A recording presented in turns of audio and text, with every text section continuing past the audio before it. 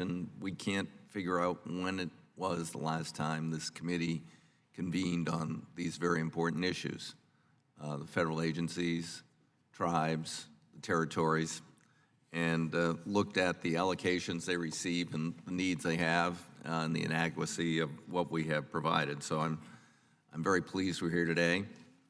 In the FAST Act, one of my top priorities was to have tribal transportation self-governance so they wouldn't be ripped off by the states or manipulated by the states in the future, and as they should, as sovereign entities have their own discretion in spending those funds. And it was a rocky road, but both, Councilman Garcia and Ms. Clark were involved in this process, and finally, after a couple of bad starts, my understanding is we've got it done, and we expect to see the rule in the very, very near future. So that's good news.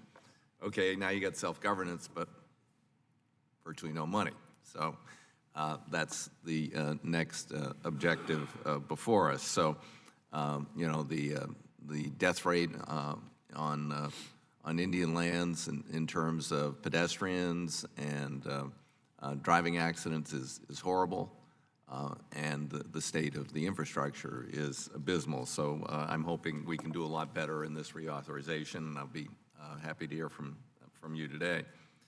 We also have massive deficits on our federal lands. Forest Service has reported $3.6 billion backlog, Park Service $6 billion. Just in my congressional district for the Forest Service, it's about $100 million.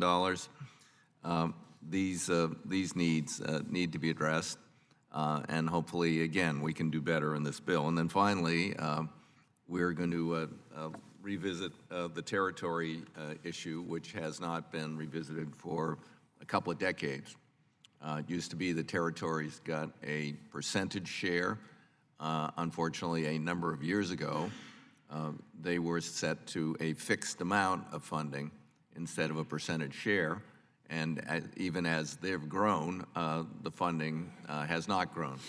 And as their needs have grown, the investment hasn't been made.